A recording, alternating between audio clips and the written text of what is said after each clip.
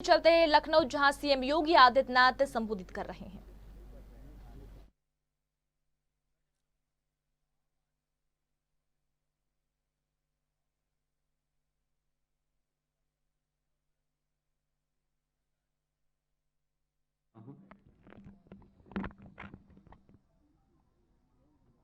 मुझे हार्दिक संतुष्टि की अनुभूति है कि उत्तर प्रदेश में ठीक आज ही के दिन 4 वर्ष पहले भारतीय जनता पार्टी नेतृत्व की सरकार के सामने उत्तर प्रदेश का दायित्व हमारी सरकार ने संभाला था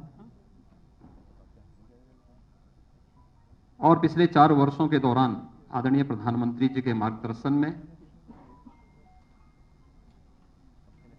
उस समय के राष्ट्रीय अध्यक्ष और राज्य के गृह मंत्री माननीय अमित शाह जी, भारतीय जनता पार्टी के केंद्रीय नेतृत्व और प्रदेश संगठन के पदाधिकारियों और मंत्रिमंडल के अपने सभी सहयोगियों की मदद से हम लोगों ने प्रदेश के अंदर जो परिवर्तन किया है,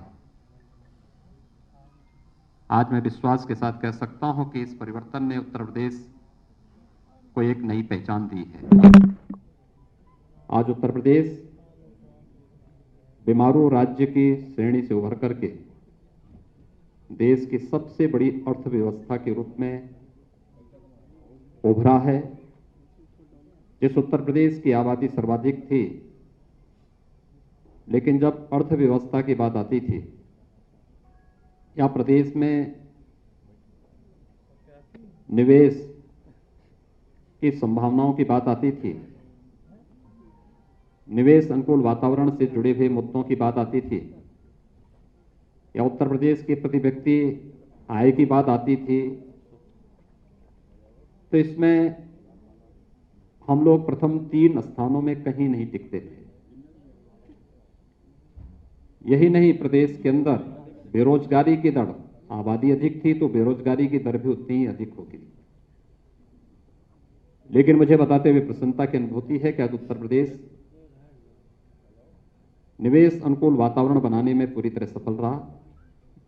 ईज ऑफ डूइंग बिजनेस में, यानी व्यवसाय की सुगमता में, आज उत्तर प्रदेश देश के अंदर 15-16 में जो रैंकिंग हमारी 14वें स्थान की थी, आज वह दूसरे स्थान पर है।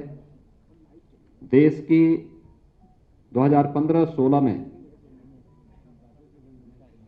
उत्तर प्रदेश की जो अर्थव्यवस्था 5वें-6ठे स्थान पर थी, आज वह दूसरी अर्थव्यवस्था के रूप में देश में उभरा है।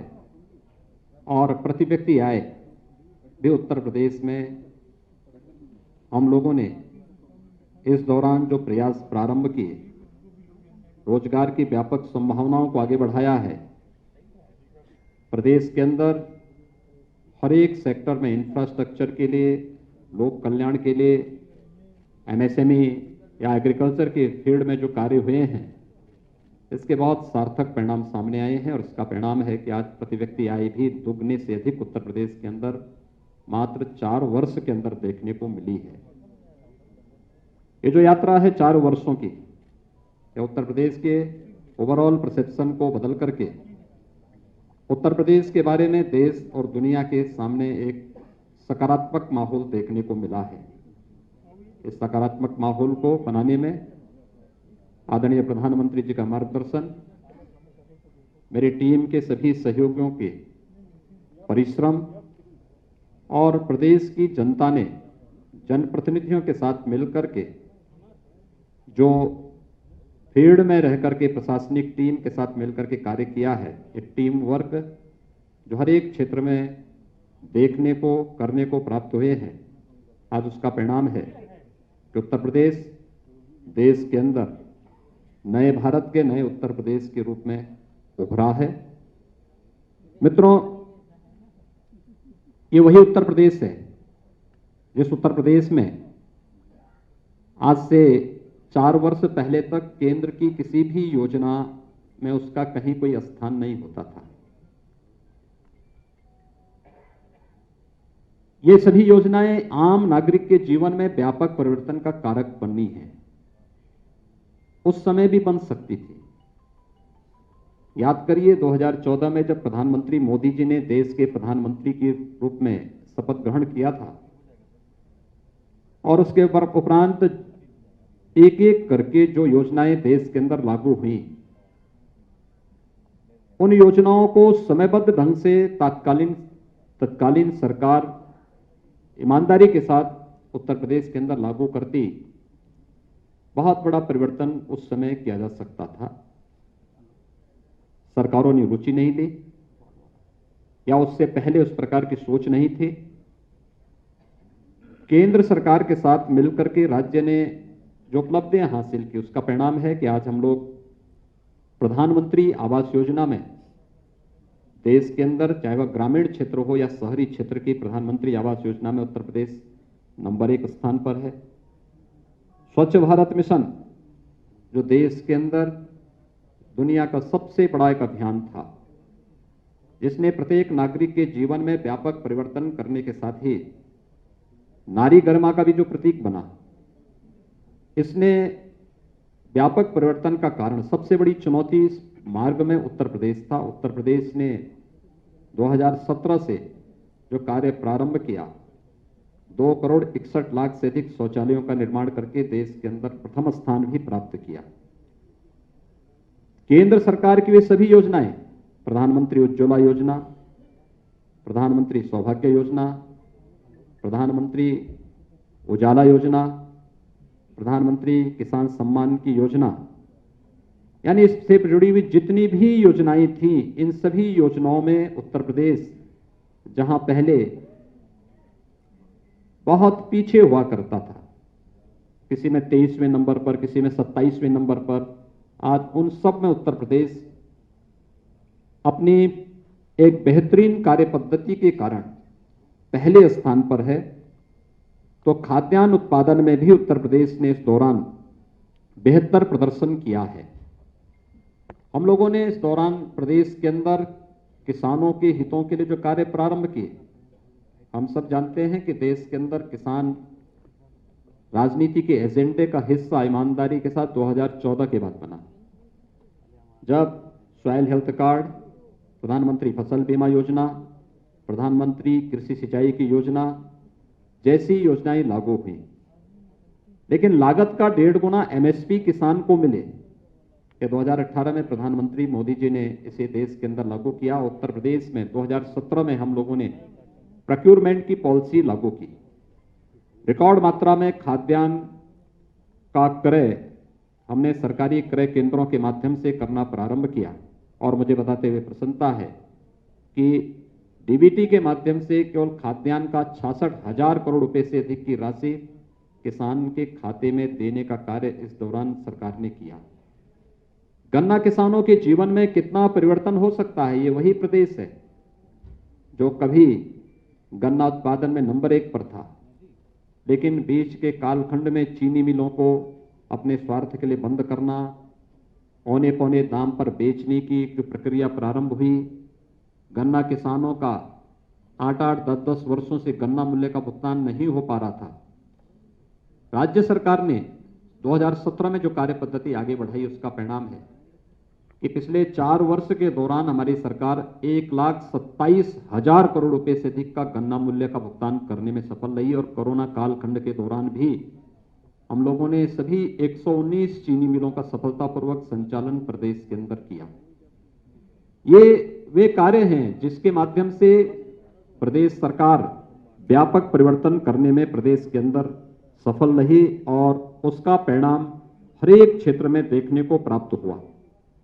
प्रदेश के अंदर चाहे वह ई प्रोसिक्यूशन प्रणाली में प्रदेश ने देश के अंदर प्रथम स्थान प्राप्त करने का रहा हो, या फिर अन्य हर एक फील्ड में वे व्यापक परिवर्तन करके दिखाए हैं।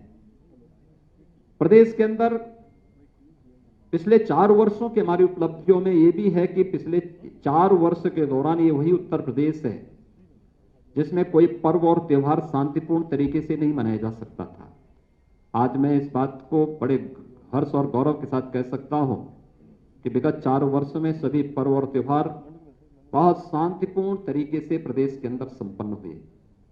और यही नहीं, 4 वर्ष में प्रदेश के अंदर कोई दंगा भी नहीं हुआ, बल्कि प्रदेश सरकार ने पेशेवर अपराधी और माफियाओं के खिलाफ, प्रदेश में शांति भंग करने वाले तत्वों के खिलाफ जो कार्रवाई की वो देश के अंदर एक मानक भी बनी और उसके परिणाम देश के अंदर भी और हर एक तबके ने उसको बहुत सकारात्मक भाव के साथ लिया।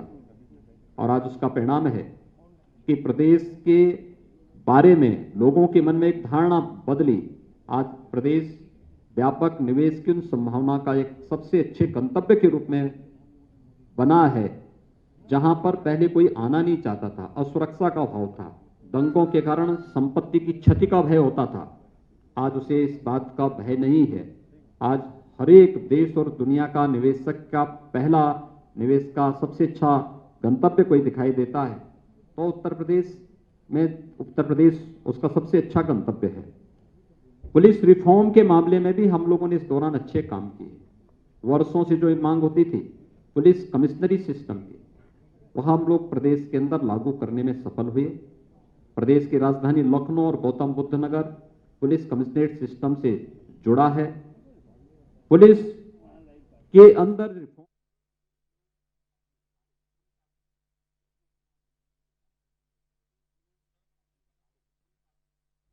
तो योगी सरकार के 4 साल पूरे हो गई हैं और इसलिए सीएम योगी आदित्यनाथ ये प्रेस कॉन्फ्रेंस कर रहे थे। 4 साल की सरकार की उपलब्धियों के बारे में यहां पर सीएम ने जानकारी दी है।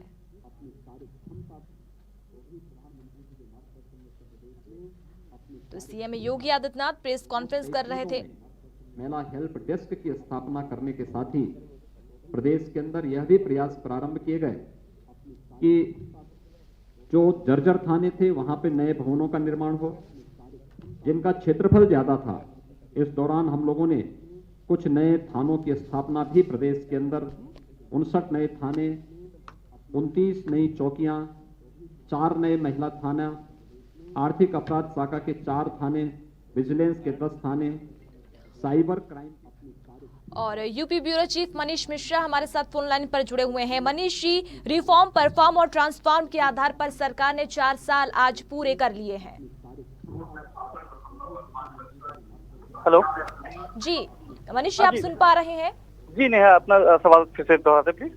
जी, यूपी में योगी सरकार ने आज 4 साल पूरे कर लिए हैं। सीएम ने प्रेस कॉन्फ्रेंस की और कहा कि रिफॉर्म, परफॉर्म और ट्रांसफॉर्म के आधार पर हमने आज 4 साल पूरे कर लिए हैं। अपनी सफलता भी सीएम बता रहे हैं। जी निश्चित तौर पे देखिए, नेहा आपको बता दूं कि अभी हम उसी कार्यक्रम में मौजूद हैं। मुख्यमंत्री अभी प्रेस कॉन्फ्रेंस संबोधित ही कर रहे हैं। आपको बता दूं कि जो 4 साल है, उन्होंने बताया कि 4 साल पहले जो प्रदेश में न सुरक्षा की स्थिति थी, न यहाँ पे कोई उसकी रिफॉर्म में की बात होती थी, न अर्थव्यवस्था में। पर 4 साल में न केवल मुख्यमंत्री योगी आदित्यनाथ ने बल्कि पीएम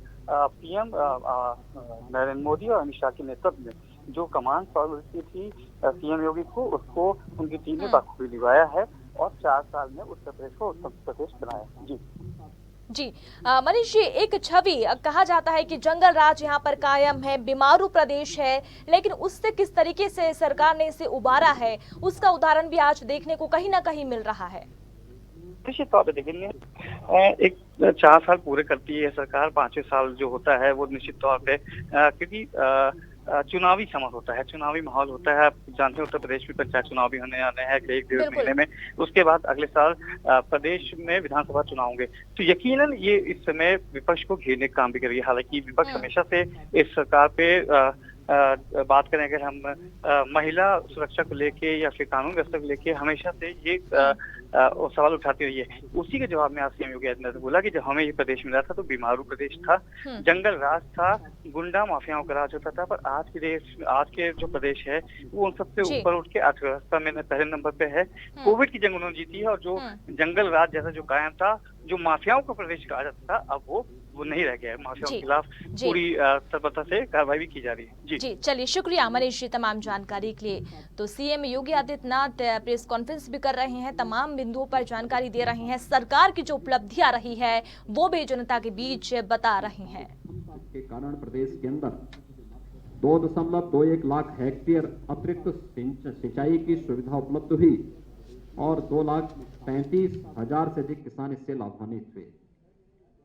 इस वर्ष के अंत तक हम लोग लगभग 9 अन्य सिंचाई की परियोजनाओं को पूरा करने के लक्ष्य के साथ कार्य कर रहे हैं, जो प्रदेश के अंदर लगभग 16.5 लाख हेक्टेयर भूमि को अतिरिक्त सिंचन की सुविधा जिसके माध्यम से प्राप्त होने जा रही है और इसके माध्यम से 40,48,000 से अधिक किसान परिवार सीधे सीधे लाभान्वित होने जा रहे हैं।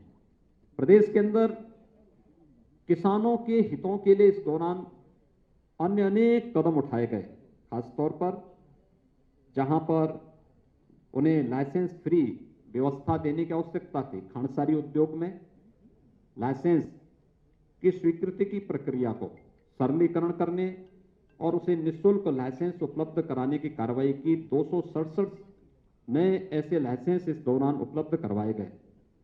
220 नई जो मंडी स्थल निर्मित करने के कार्य हुए।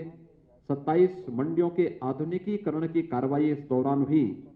291 ई नाम मंडी की स्थापना के साथ 87 लाख किसानों और 84,000 व्यवसायियों को इसके साथ जोड़ने में हमें सफलता भी प्राप्त हुई और साथ साथ मंडी शुल्क को भी 1% कम करने का कार्य भी इस दौरान किसानों के हित को ध्यान में रख करके और प्रदेश के हित को ध्यान में रख करके प्रदेश सरकार ने यहां पर किया। देश की अर्थव्यवस्था का आधार हमारा ग्रामीण भारत है, लेकिन ग्रामीण भारत की जनजीवन की स्थिति क्या है? आखिर यहां पर आप बैठे हुए सभी महानुभावों से मैं बहुत उसके साथ कहना चाहूंगा कि यह देश 1947 में आजाद हुआ। 2017 में जब प्रदेश के अंदर हमारी सरकार आई थी, तब प्रदेश में कई दर्जन गांव ऐसे थे जिन्होंने आजादी के बाद शासन की किसी भी सुविधा का उपभोग नहीं किया था। न वहां सड़क थी, न बिजली थी, न पानी था, न स्कूल की सुविधा थी, न स्वास्थ्य की सुविधा थी। यहां तक कि उन लोगों को वोटिंग का राइट भी नहीं था। देश की संसद के द्वारा कानून पास किए जाने के बावजूद राज्य सरकार की इच्छा शक्ति का अभाव उन लोगों को शासकीय सुविधा से वंचित किए हुए थी। और आज मुझे बताते हुए प्रसन्नता है कि प्रदेश के अंदर वन्य गांवों को राजस्व गांव के रूप में बदलने, शासन की सभी प्रकार की बुनियादी सुविधाओं से आच्छादित करने में हमें सफलता प्राप्त हुई। मुसहर गांवों में बुनियादी सुविधाएं उपलब्ध कराने, अनुसूचित जनजाति के थारू, कोल, बाहुल्य गांवों में भी सुविधाएं उपलब्ध कराने का कार्य और आवश्यकता पड़ी, क्योंकि एसईसीसी के सर्वे में पहले इन लोगों को आच्छादित नहीं किया गया था। 2011-12 के सर्वे में इन लोगों को उपेक्षित छोड़ दिया गया था। हमारी सरकार ने इन्हें विभिन्न योजनाओं से आच्छादित करने के साथ ही वहां पर आवासीय सुविधा के लिए मुख्यमंत्री आवास योजना लागू की। और आज मुझे बताते हुए प्रसन्नता है कि सभी मुसहर गांव, सभी वन्य गांव, बनटांगिया गांव इन सुविधाओं से आच्छादित हो चुके हैं। और प्रदेश सरकार ने नई योजना के अंतर्गत थारू, कोल और सहरिया जैसी जातियों को भी अब इससे कवर करने की कार्रवाई को आगे बढ़ाने का कार्य किया। इस दौरान हम लोगों ने मुख्यमंत्री आवास योजना के माध्यम से प्रधानमंत्री आवास योजना के अतिरिक्त जो आवास उपलब्ध कराए गए, मुसहर जाति के 38,112, बनटांगिया गांवों के 4,779, कुष्ठ रोगियों को 2,115 आवास उपलब्ध कराने में हम लोगों को इस दौरान मदद मिली और इन योजनाओं ने उनके जीवन में व्यापक परिवर्तन का कार्य भी किया। ग्रामीण क्षेत्र की अर्थव्यवस्था में कनेक्टिविटी का एक बड़ा योगदान है और प्रदेश के अंदर भी आप याद करिए, जब 2017 में प्रदेश के अंदर सरकार आई थी, तब प्रदेश के अंदर दो बातें बहुत साफ चलती थी। एक सड़क कनेक्टिविटी को लेकर के और दूसरा बिजली को लेकर के। ये मान्यता थी कि अगल बगल के सभी राज्यों में शाम के बाद बिजली चलती थी और जहां से अंधेरा शुरू होता था लोग मानते थे उत्तर प्रदेश की सीमा शुरू हो गई है। आज मैं कह सकता हूं उत्तर प्रदेश के अंदर विद्युत व्यवस्था को बेहतर करने में और बिना भेदभाव के शासन की योजना बिना भेदभाव के प्रत्येक नागरिक को मिलनी चाहिए और यह कार्य प्रदेश सरकार ने इस दौरान किया। हर जिला मुख्यालय को 24 घंटे, हर तहसील मुख्यालयों को 20 से 22 घंटे और ग्रामीण क्षेत्र में 16 से 18 घंटे की विद्युत की आपूर्ति करने के साथ ही 1,21,000 गांवों तक बिजली पहुंचाने का काम, यानी इंफ्रास्ट्रक्चर, नया इंफ्रास्ट्रक्चर खड़ा किया गया और 1,38,00,000 ग्रामीण परिवारों को निःशुल्क विद्युत कनेक्शन उपलब्ध करवाने में सरकार ने जहां सफलता प्राप्त की, वहीं साथ ही साथ इस दौरान कनेक्टिविटी को बेहतर किया गया। इंटर स्टेट कनेक्टिविटी, प्रदेश की सीमा नेपाल राष्ट्र से भी जुड़ी हुई है। बिहार, छत्तीसगढ़, झारखंड, मध्य प्रदेश, राजस्थान, उत्तराखंड, हरियाणा, उत्तराखंड और दिल्ली राज्यों से भी जुड़ी हुई है। इंटर स्टेट कनेक्टिविटी को भी बेहतर करने, 4 लेन की कनेक्टिविटी के साथ जोड़ने, हर जिला मुख्यालय को 4 लेन की कनेक्टिविटी के साथ जोड़ने, तहसील और विकासखंड मुख्यालयों को 2 लेन के साथ जोड़ने और ग्रामीण क्षेत्रों की सड़कों की भी सुदृढ़ीकरण का कार्य सफलतापूर्वक इस दौरान प्रदेश के अंदर करने में सफलता प्राप्त हुई। प्रदेश के अंदर वे क्षेत्र जहां पर जनवरी के बाद से पेयजल का संकट खड़ा होता था, खासतौर पर बुंदेलखंड और बिंद क्षेत्र, आज मुझे बताते हुए प्रसन्नता है कि आदरणीय प्रधानमंत्री जी की अनुकंपा से हम लोगों ने बुंदेलखंड में जल जीवन मिशन के अंतर्गत वहां पर हर घर नल की योजना लागू कर दी है और इस वर्ष के अंत तक प्रयास है कि ज्यादातर गांवों में शुद्ध पेयजल की आपूर्ति होती हुई दिखाई देगी।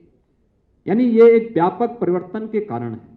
हमने खेत को भी पानी दिया, हर घर को भी शुद्ध पेयजल की आपूर्ति के साथ जोड़ने का कार्य किया जा रहा है और यह बुंदेलखंड क्षेत्र के साथ एक बुंदेलखंड और बिंद क्षेत्र में यह कार्य जहां प्रारंभ हो चुका है, वहीं प्रदेश के 30,000 अन्य राजस्व गांवों के लिए भी जल जीवन मिशन के अंतर्गत शुद्ध पेयजल की आपूर्ति के लिए डीपीआर की कार्रवाई अंतिम चरणों में चल रही है और बहुत शीघ्र इन 30,000 गांवों के लिए भी पेयजल की आपूर्ति की कार्रवाई जल जीवन मिशन के अंतर्गत लागू करने का कार्य प्रदेश सरकार करने जा रही है।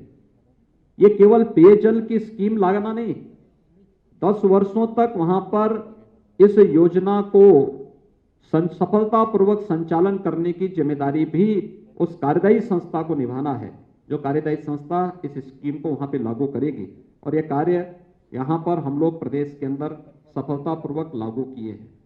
प्रदेश के अंदर निराश्रित गो आश्रय स्थलों के लिए भी प्रदेश सरकार ने व्यापक कार्य योजना बनाकर उसे लागू किया। मुझे बताते हुए प्रसन्नता है कि हम लोगों ने इस संबंध में 3 स्कीम पहले से ही लागू की है, जिसमें निराश्रित गो आश्रय स्थल जो प्रदेश सरकार के द्वारा संचालित ग्रामीण और शहरी दोनों क्षेत्रों में संचालित हो रही है, जिसमें 5.5 लाख से अधिक गोवंश हमारे पास पहले से निराश्रित गो आश्रय स्थलों में है। दूसरी स्कीम हमारी इसमें है जिसमें सहभागिता योजना के अंतर्गत अगर कोई किसान अपने घर में एक एयरटेक किए हुए गोवंश को रखता है तो उस गोवंश को हम एक किसान परिवार को अधिक से अधिक 4 गोवंश तक उपलब्ध कराते हैं, तो वह किसान परिवार को हम लोग 900 रुपये प्रति गोवंश हर महीने भी उपलब्ध करवाते हैं। हर महीने इसका भौतिक सत्यापन भी होता है। लगभग 80,000 गोवंश इस प्रकार से किसान परिवारों को उपलब्ध कराए गए हैं और मुझे बताते हुए प्रसन्नता है कि निराश्रित गौ आश्रय स्थलों से प्रदेश सरकार ने उन परिवारों को जो कुपोषित परिवार हैं, उन कुपोषित परिवारों को एक दूध देने वाली गाय भी उपलब्ध कराया है, जिसमें गाय के साथ साथ 900 रुपये प्रति माह उन कुपोषित परिवारों को देने की योजना भी प्रदेश के अंदर लागू की गई है और बहुत सारे कुपोषित परिवार इस योजना का लाभ ले रहे हैं, जिसमें गाय के साथ साथ 900 रुपये प्रति माह उस परिवार को उस सेवा के बदले मिल रहे हैं।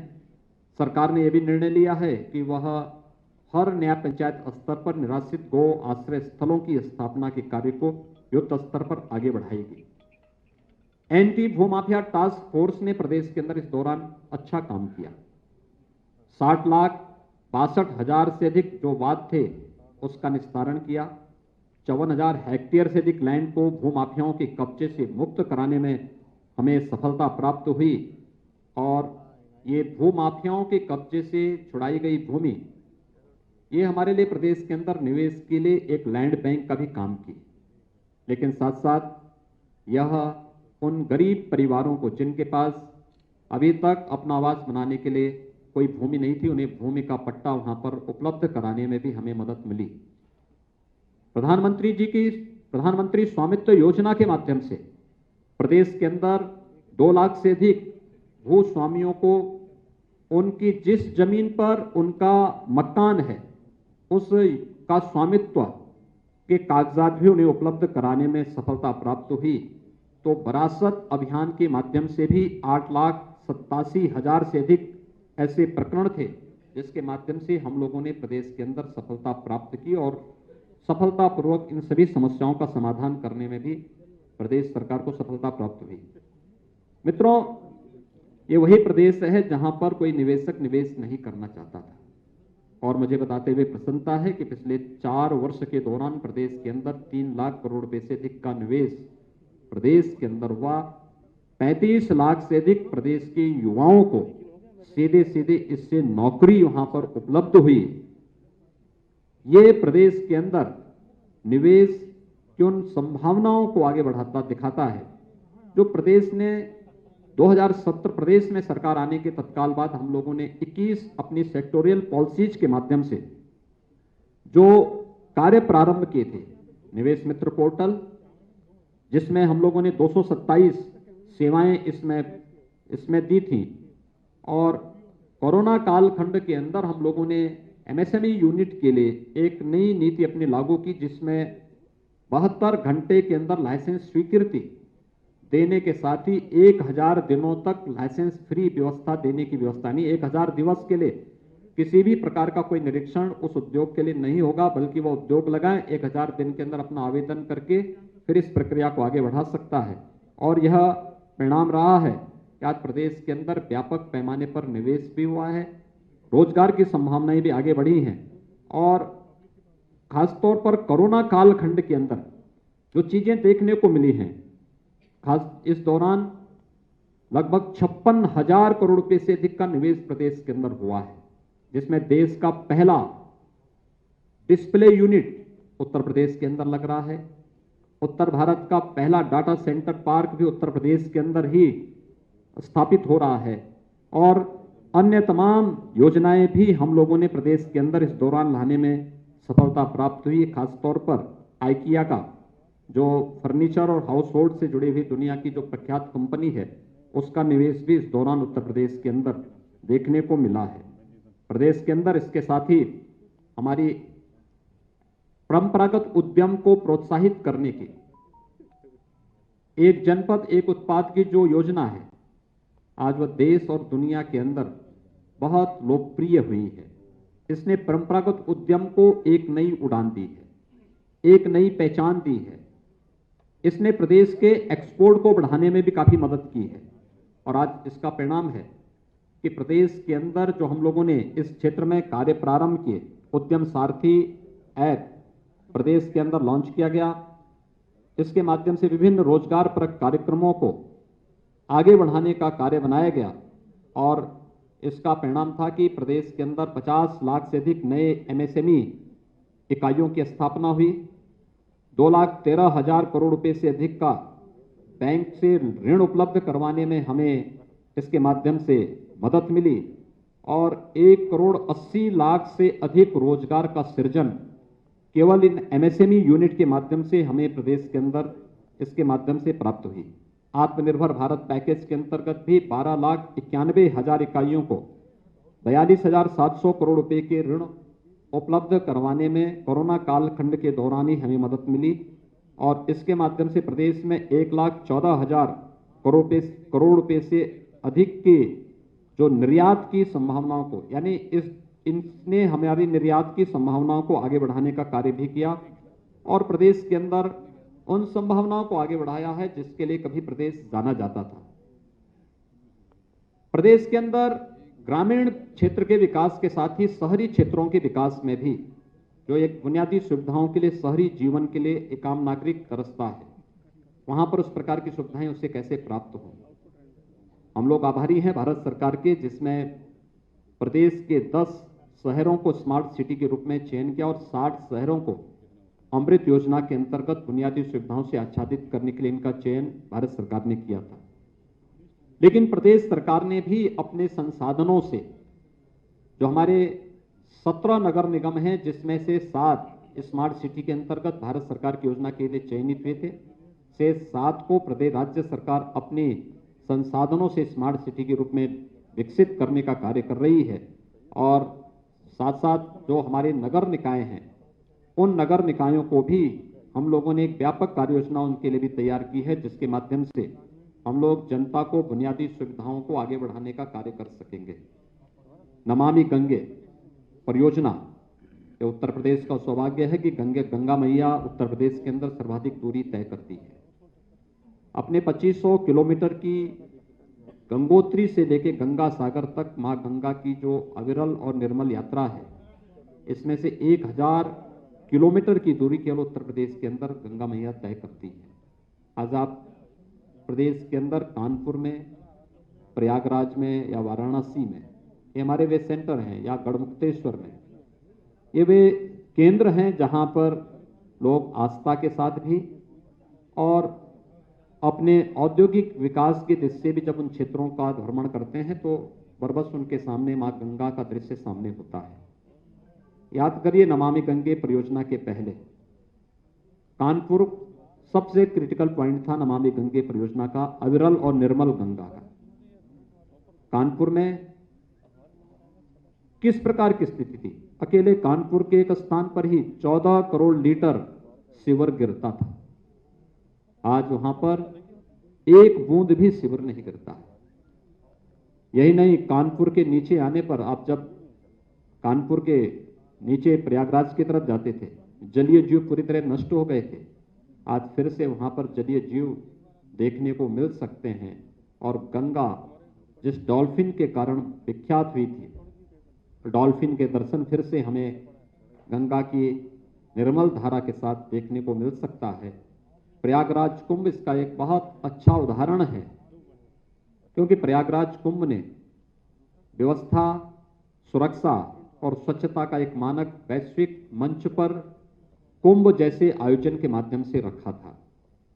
इसके पीछे आदरणीय प्रधानमंत्री जी की सोच तो थी, उनका मार्गदर्शन भी था, लेकिन साथ साथ गंगा की नमामि गंगे परियोजना की सफलता भी इस आयोजन के साथ जुड़ी हुई थी। गंगा की निर्मल जल की धारा ने प्रयागराज कुंभ को और एक नई ऊंचाई तक पहुंचाने में बहुत बड़ी मदद की थी और ये कार्य सफलतापूर्वक हम लोगों ने उस अवसर पर किया। गंगा केवल हमारी आस्था का ही नहीं बल्कि अर्थव्यवस्था का भी आधार है। आज देश का पहला जो जल मार्ग है वह उत्तर प्रदेश के अंदर हल्दिया से वाराणसी तक बनकर के तैयार हो चुका है और इसमें कोरोना कालखंड के अंदर बहुत सारी चीजों को प्रदेश के अंदर खाद्यान्न, सब्जी, फल आदि को एक्सपोर्ट करने का उपयोग हम लोगों ने इस जल मार्ग का किया था। प्रयागराज तक इस मार्ग को बढ़ाने की कार्रवाई युद्ध स्तर पर चल रही है और इसके बहुत अच्छे और सार्थक परिणाम बहुत जल्दी सामने आएंगे।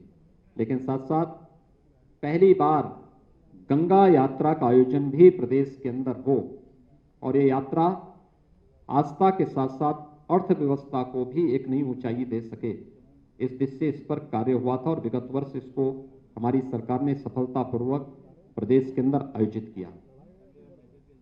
देश के अंदर गरीब शासन के एजेंडे का हिस्सा हो सकता है, ये नारों तक तो सीमित था। हकीकत क्या थी? 2017 के पहले प्रदेश के अंदर कई जनपदों में भूख से मौत के उदाहरण सामने आते थे। राशन कार्ड नहीं थे, खाद्यान्न घोटाले की शिकायत मिलती थी, टेक्नोलॉजी को इसके साथ जोड़ने का प्रयास नहीं होता था। आज मुझे बताते हुए प्रसन्नता है कि प्रदेश के सभी 80,000 राशन की दुकानें हम लोगों ने ई-पॉस मशीन के साथ जोड़ी है और प्रदेश के अंदर नेशनल पोर्टेबिलिटी के साथ जोड़ने के साथ उत्तर प्रदेश का कोई भी नागरिक जिसने उत्तर प्रदेश के अंदर राशन कार्ड बनाया है वह नेशनल पोर्टेबिलिटी के माध्यम से देश के अंदर किसी भी अन्य राज्य में जाकर के वहां राशन की सुविधा का लाभ प्राप्त कर सकता है।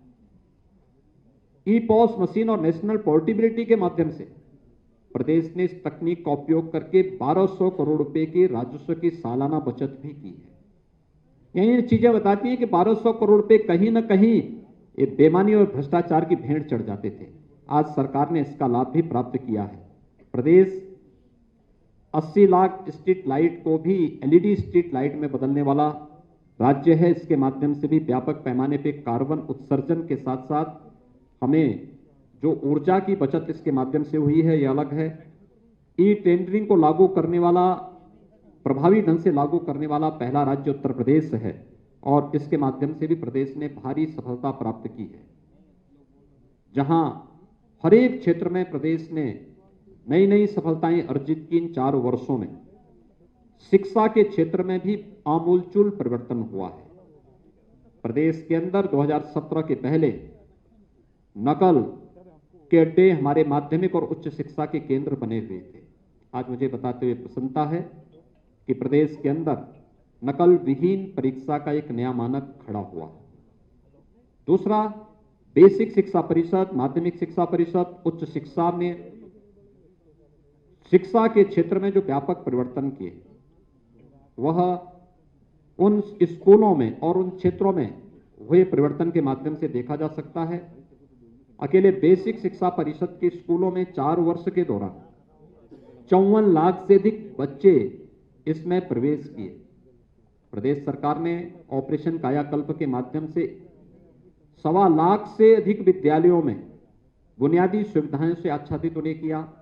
वहाँ पे फ्लोरिंग की व्यवस्था, फर्नीचर की व्यवस्था, बालक बालिकाओं के लिए अलग अलग टॉयलेट की व्यवस्था या अन्य बुनियादी सुविधाओं के साथ साथ अन्य सुविधाएं भी उपलब्ध कराने के साथ ही स्मार्ट क्लासेस भी वहाँ पर देने में सफलता प्राप्त की। माध्यमिक शिक्षा के क्षेत्र में भी व्यापक परिवर्तन हुए। एनसीईआरटी का पाठ्यक्रम वहाँ लागू करने में मदद मिली। उच्च शिक्षा के क्षेत्र में भी जहाँ पर व्यापक परिवर्तन करने के साथ ही 3 नए विश्वविद्यालय सहारनपुर, अलीगढ़ और आजमगढ़ में बनाने का मार्ग प्रशस्त हुआ, तो प्रदेश के अंदर निजी विश्वविद्यालयों की स्थापना का कार्य संपन्न हो सके, इसके लिए भी प्रदेश सरकार ने बहुत अच्छी सफलता प्राप्त की है और यह कार्य हमारा बहुत अच्छे ढंग से आगे बढ़ रहा है। प्रदेश के प्रतियोगी छात्रों के लिए हम एक मंच दे सकें। प्रदेश सरकार ने अभी हमने कोरोना कालखंड के अंदर देखा था, बहुत सारे बच्चे हमारे ऐसे थे जो राज्य के बाहर प्रतियोगी परीक्षाओं की तैयारी करने के लिए गए थे।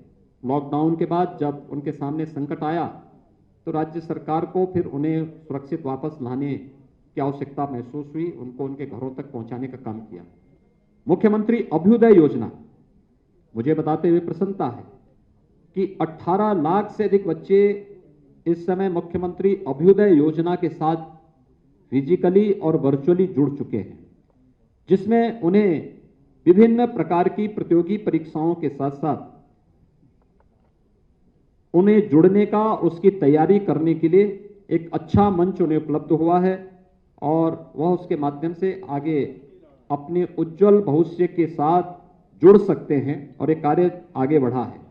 इस दौरान प्रदेश सरकार ने पिछले 4 वर्ष के अंदर श्रद्धेय अटल बिहारी वाजपेयी जी के नाम पर चिकित्सा विश्वविद्यालय की स्थापना लखनऊ में, मेरठ में स्पोर्ट्स विश्वविद्यालय, प्रयागराज में विधि विश्वविद्यालय और गोरखपुर में आयुष विश्वविद्यालय की स्थापना की कार्रवाई को भी आगे बढ़ाया है। प्रदेश के अंदर एक फॉरेंसिक इंस्टीट्यूट की स्थापना का कार्य लखनऊ में हम लोगों ने आगे बढ़ाया है। 51 नए राजकीय महाविद्यालयों, 24 राजकीय पॉलिटेक्निक, 4 राजकीय इंजीनियरिंग कॉलेजेस और लगभग 260 ITI की स्थापना के कार्य को भी प्रदेश सरकार ने प्राथमिकता के आधार पर इस दौरान आगे बढ़ाने का कार्य किया। तो श्रमिकों के बच्चों के लिए, जो रजिस्टर्ड श्रमिक हैं, उनके लिए 18 अटल आवासीय विद्यालय हर एक कमिश्नरी मुख्यालयों में स्थापित हो सके, जहां पर, क्योंकि रजिस्टर्ड श्रमिक अलग अलग समय में अलग अलग जगह काम करते हैं और उससे सबसे ज्यादा सफर उनके बच्चे करते थे। राज्य सरकार ने उनकी व्यवस्थित अच्छी शिक्षा के लिए 18 कमिश्नरी मुख्यालयों में 18 अटल आवासीय विद्यालयों के माध्यम से उनकी शिक्षा दीक्षा की पूरी व्यवस्था और उत्तम शिक्षा की व्यवस्था उनके लिए करने के लिए व्यवस्था लागू की है। मित्रों, स्वास्थ्य क्षेत्र में जो कार्य हुए हैं, कोरोना प्रबंधन का कार्य आप सबके सामने है। जो उत्तर प्रदेश हेल्थ इंफ्रास्ट्रक्चर में सबसे कमजोर माना जाता था, देश के अंदर सबसे बड़ी आबादी के बावजूद कोरोना के 1 वर्ष के इस कालखंड के दौरान आप सबने इस बात को महसूस किया होगा कि उत्तर प्रदेश का प्रबंधन बेहतरीन रहा है। इसकी प्रशंसा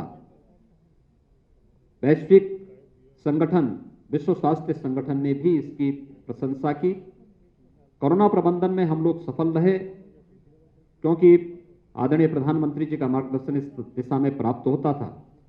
लेकिन 4 वर्ष पहले जो नींव हम लोगों ने प्रदेश के अंदर रखी, मुझे आश्चर्य होता है। 1947 से 2016-17 तक प्रदेश के अंदर केवल 12 गवर्नमेंट मेडिकल कॉलेज बन पाए थे और 2016-17 से 2020-21 के बीच में वर्तमान में प्रदेश 30 नए मेडिकल कॉलेज की स्थापना प्रदेश के अंदर वर्तमान में हो रही है। 2 एम्स जो संचालित हो चुके हैं, एक गोरखपुर में, दूसरा रायबरेली में। ये दोनों ओपीडी के साथ साथ वहां पर यूजी की क्लासेस वहां पे प्रारंभ हो चुकी हैं। ये प्रदेश के अंदर ये वे कार्य हैं जिसमें कोरोना प्रबंधन के साथ साथ हम लोगों ने इंसेफ्लाइटिस की रोकथाम करने के लिए भी जो कार्य किया।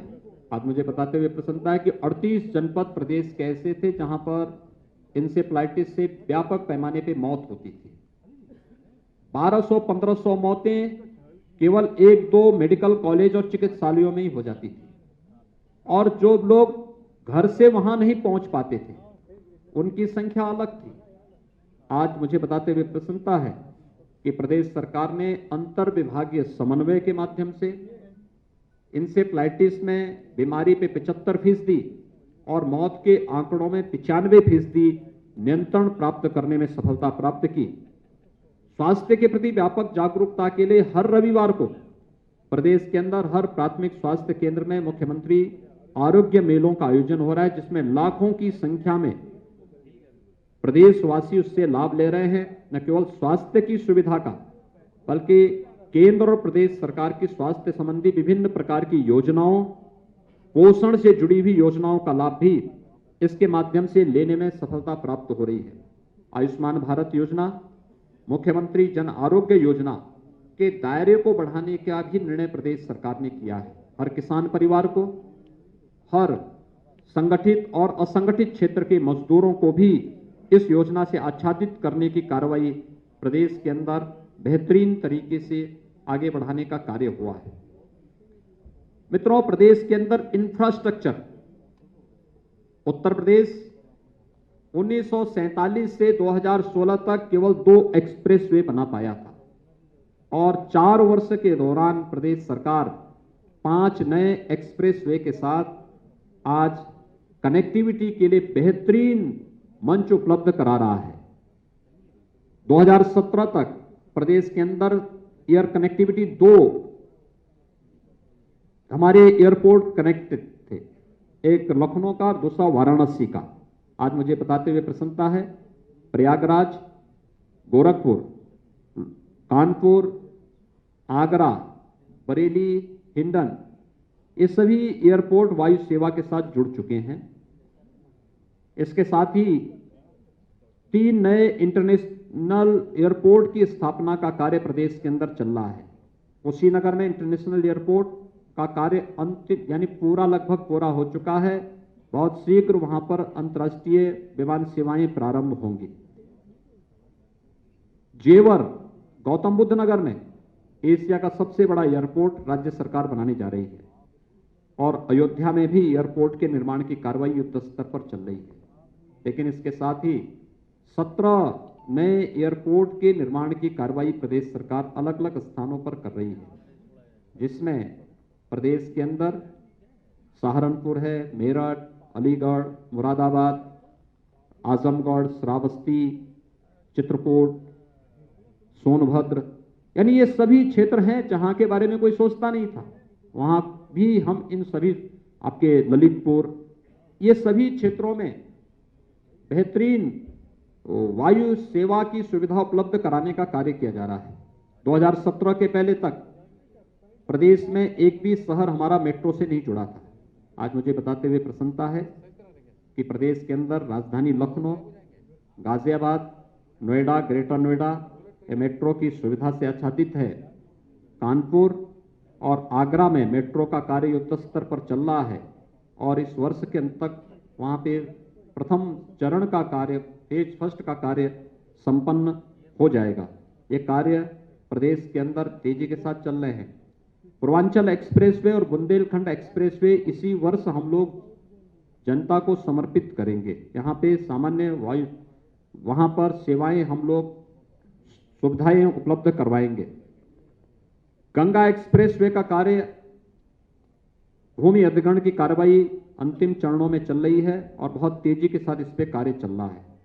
प्रदेश के अंदर बेहतरीन कनेक्टिविटी के लिए भी जो कार्य अलग अलग सेक्टर में हुए हैं, ये आप सबके सामने हैं और इन सभी सुविधाओं का लाभ प्रदेश के अंदर लिया जा रहा है।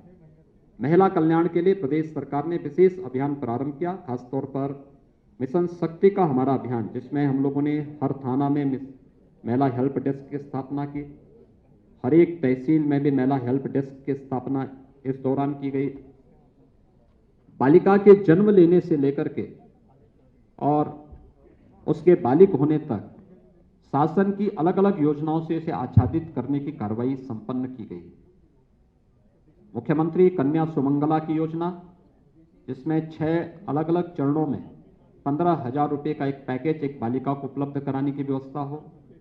मुख्यमंत्री सामूहिक विवाह की योजना, अब तक 1,52,000 से अधिक बालिकाओं का, जिसमें राज्य सरकार के द्वारा 51,000 रुपये की सहायता उन परिवारों को उपलब्ध कराई जाती है। यह सुविधा उपलब्ध कराई गई। 6,94,000 बालिकाओं को अब तक कन्या सुमंगला योजना के माध्यम से लाभान्वित किया गया। तो ग्रामीण क्षेत्र की अर्थव्यवस्था में भी महिलाओं का योगदान जो सर्वविदित है, उस पर भी सरकार ने कार्य करना प्रारंभ किया। हर ग्राम पंचायत में एक बैंकिंग कॉरेस्पॉन्डेंट सखी की तैनाती करने की कार्रवाई, या फिर ग्रामीण क्षेत्र में राशन कोटे की दुकान जहां पर विवादित हो जाती है, वहां पर महिला स्वयंसेवी समूह को इसकी जिम्मेदारी उनको दे देना, या पोषण मिशन जो हमेशा विवादित रहा, इस पूरे मिशन को राज्य उत्तर प्रदेश पहला राज्य है जिसने यह निर्णय लिया कि प्रदेश के अंदर पोषण मिशन का कार्य महिला स्वयंसेवी समूह कर संभालेंगे और इस कार्य को भी प्रदेश के अंदर लागू करने की कार्रवाई प्रदेश के अंदर लागू किया गया। हम लोगों ने 2019 में झांसी में बनेनी मिल्क प्रोड्यूसर की स्थापना की थी। भारत सरकार के सहयोग से संचालित यह संस्था आज वहां पर महिला सशक्तिकरण का एक प्रतीक बना है। एक वर्ष में 46 करोड़ का टर्नओवर और 2 करोड़ का नेट प्रॉफिट कमाने वाली यह संस्था, इसी तर्ज पर प्रदेश के अंदर मुख्यमंत्री महिला सामर्थ्य योजना लागू करने की एक कार्रवाई प्रदेश के अंदर प्रारंभ हुई है और मुझे बताते हुए प्रसन्नता है ये कार्य तेजी के साथ आगे बढ़ते हुए दिखाई दे रहे हैं। प्रदेश के अंदर पेंशन सुविधा का लाभ भी प्रदेश के अंदर हर एक तबके को देने का कार्य हुआ और कितना इस फील्ड में हम लोगों ने परिवर्तन करके दिखाया है, यह एक मानक बन सकता है। खासतौर पर वृद्धावस्था पेंशन हो या निराश्रित महिला पेंशन या दिव्यांगजन पेंशन, इसमें व्यापक परिवर्तन देखने को मिले हैं। खासतौर पर अगर निराश्रित महिला पेंशन 2016-17 में कुल 17,31,000 इसके लाभार्थी थे। आज मुझे बताते हुए प्रसन्नता है कि प्रदेश के अंदर इस समय 27,95,000 इसके लाभार्थी वर्तमान में केवल निराश्रित महिला पेंशन के माध्यम से लाभान्वित हो रहे हैं। वृद्धावस्था पेंशन 2016-17 में कुल 37 लाख लोगों को इस सुविधा मिलती थी।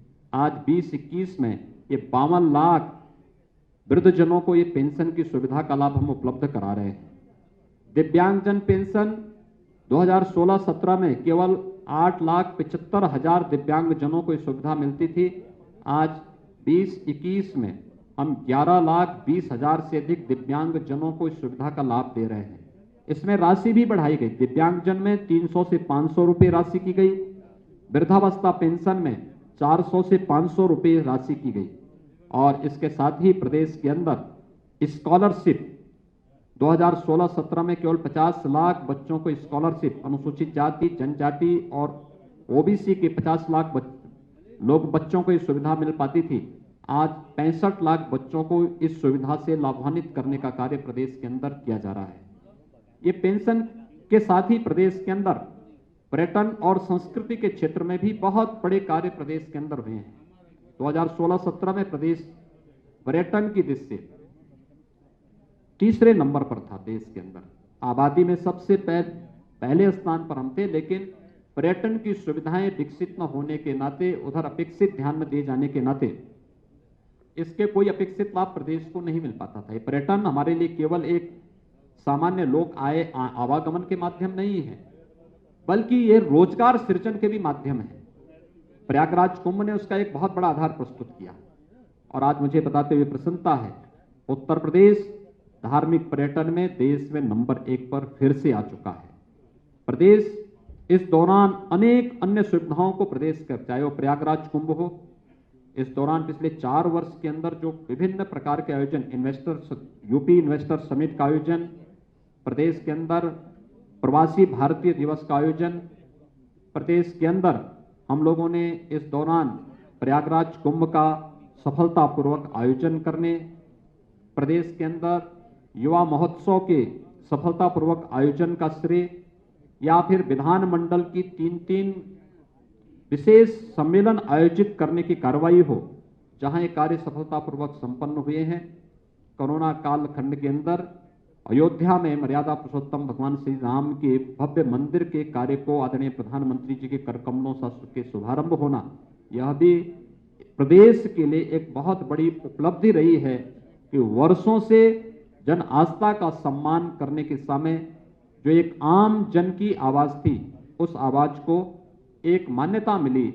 और हम आभारी हैं आदरणीय प्रधानमंत्री जी ने समय देकर के जहां इस कार्य को आगे बढ़ाया, वहीं काशी में काशी विश्वनाथ कॉरिडोर के माध्यम से काशी को एक नई पहचान दिलाने की कार्रवाई, उसके पुरातन काया को नए कलेवर के रूप में वैश्विक मंच पर स्थापित करने की कार्य योजना हो, या मिर्जापुर में विंध्यवासिनी धाम को एक नए स्वरूप में देश और दुनिया के सामने प्रस्तुत करने का कार्य, अयोध्या को दीपोत्सव हो या बरसाना का रंगोत्सव का कार्यक्रम, काशी का देव दीपावली का कार्यक्रम हो, या फिर प्रदेश के अंदर तमाम उन स्थलों में, चाहे वह हेरिटेज टूरिज्म का हो या इको टूरिज्म की संभावनाओं को आगे बढ़ाने का है। ये सभी बहुत सारे क्षेत्रों में कार्यक्रम हो रहे हैं। हम लोगों ने प्रदेश के अंदर 4 फरवरी से चौरी चौरा महोत्सव के आयोजन को आगे बढ़ाया है। और इस वर्ष में देश की आजादी का अमृत महोत्सव भी प्रारंभ हो रहा है। ये प्रारंभ आदरणीय प्रधानमंत्री जी के कर कमलों से 11 मार्च को इसका शुभारंभ हो चुका है, और ये कार्यक्रम हमारे निरंतर आगे बढ़ते हुए दिखाई दे रहे हैं। और इन कार्यक्रमों के माध्यम से देश के उन सभी अमर शहीदों के प्रति, जिन्होंने देश की आज़ादी के लिए अपना सर्वस्व न्यौछावर किया था, उन सभी के प्रति हमारी विनम्र श्रद्धांजलि उन सभी के प्रति है। तो देश की आज़ादी के बाद देश की सीमाओं पर भारत की रक्षा करते हुए अपने आप को बलिदान करने वाले भारत के बहादुर जवानों के प्रति भी देश का नमन है, और इसमें उत्तर प्रदेश सरकार पूरी प्रतिबद्धता के साथ कार्य कर रही है। मित्रों, प्रदेश ने विगत 4 वर्ष के दौरान हर एक फील्ड में कुछ न कुछ बेहतर करने का प्रयास किया, चाहे वह किसानों के लिए हो, महिलाओं के लिए हो, या फिर नौजवानों के लिए हो। प्रदेश के अंदर निजी क्षेत्र के साथ साथ सरकारी क्षेत्र में 4 लाख से अधिक नौकरी और पारदर्शी तरीके से इन नौकरियों को प्रदेश के नौजवानों को उपलब्ध कराने में प्रदेश सरकार ने सफलता प्राप्त की। रोजगार और स्वरोजगार की व्यापक संभावनाओं को भी आगे बढ़ाने का कार्य प्रदेश सरकार ने इस दौरान पूरी सफलता के साथ प्रदेश के अंदर लागू किया है। प्रदेश के अंदर हर एक सेक्टर ने व्यापक परिवर्तन किया है, और आज मैं कह सकता हूं कि जब 4 वर्ष का कार्यकाल आज हमारी सरकार का पूरा हुआ है, ते 4 वर्ष के कार्यकाल प्रदेश को अब बीमारू राज्य की श्रेणी से उभार करके एक सक्षम और समर्थ राज्य के रूप में आगे बढ़ाने और देश की एक बड़ी अर्थव्यवस्था के रूप में स्थापित करने के 4 वर्षों का यह कालखंड रहा है। मुझे प्रसन्नता है कि 4 वर्ष के दौरान प्रदेश सरकार की सभी प्रकार की योजनाओं को आम जन तक पहुंचाने में आप सभी मित्रों ने जो सकारात्मक सहयोग किया है, वह न केवल 4 वर्ष के दौरान हर एक योजना को, इसमें सरकार की अपनी भूमिका होती है, प्रशासन की अपनी सीमाएं होती हैं, संगठन के कार्यकर्ता उन्हें उन लोगों तक पहुंचाने का प्रयास करते हैं, लेकिन वही बातें जब मीडिया के माध्यम से आम जन तक पहुंचती हैं तो हर पक्ष उसका अवलोकन करता हुआ दिखाई देता है। एक सकारात्मक भाव के साथ प्रदेश के प्रति आप सभी ने प्रदेश के अंदर एक प्रत्येक जन के मन में जो एक सकारात्मक भाव पैदा करने का प्रयास किया है, मैं इसके लिए आप सबका हृदय से अभिनंदन करता हूं। प्रदेशवासियों को 4 वर्ष की इस यात्रा में सहभागी बनने के लिए उन सबका हृदय से अभिनंदन करता हूं। आदरणीय प्रधानमंत्री जी, आदरणीय राष्ट्रीय अध्यक्ष जी का, आदरणीय गृह मंत्री जी का, केंद्रीय मंत्रिमंडल के सभी सदस्यों का हृदय से आभार व्यक्त करते हुए अपने सभी सहयोगी मंत्रियों, जनप्रतिनिधियों, संगठन के पदाधिकारियों का भी मैं इस अवसर पर हृदय से उनका अभिनंदन करता हूं और 4 वर्ष की मंगलमय शुभकामनाएं सबके प्रति देते हुए विश्वास करता हूं कि हम सब मिलकर के प्रदेश को उन ऊंचाइयों तक पहुंचाएंगे जहां उत्तर प्रदेश की अर्थव्यवस्था देश की सबसे बड़ी अर्थव्यवस्था के रूप में स्थापित होगी, क्योंकि उन संभावनाओं के रास्ते प्रदेश सरकार ने तैयार किए हैं और मुझे लगता है कि अब उसमें थोड़ी और प्रयास करके हम लोग उस लक्ष्य को प्राप्त करने में सफल होंगे। मैं एक बार फिर से आप सबके सकारात्मक सहयोग के लिए आप सभी को हृदय से साधुवाद देता हूं, हृदय से बधाई देता हूं, अभिनंदन करता हूं। धन्यवाद। जय हिंद।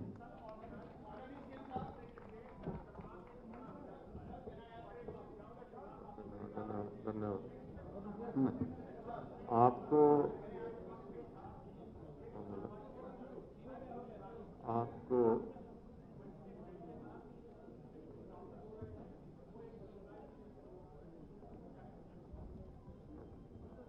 अपराधी अपराधी होता है, अपराधी की न जाति होती है, न मत और न मजहब, ये वे सभी लोग कहते हैं। प्रदेश सरकार जीरो टॉलरेंस की नीति के तहत प्रदेश के हित में 24 करोड़ नागरिकों के हित में जो आवश्यक होता है उस प्रकार के कदम सरकार ने उठाए हैं और आगे भी प्रदेश के हित में, प्रदेश के विकास के लिए, लोक कल्याण के लिए जो भी आवश्यक होगा प्रदेश सरकार उस प्रकार का कदम उठाएगी। धन्यवाद। धन्यवाद। धन्यवाद आपका सभी का आने का, आपने समय निकाला। वो आपको प्रेस नोट अभी हम उपलब्ध करा देंगे। आप सभी लोग भी लंच पर भी आमंत्रित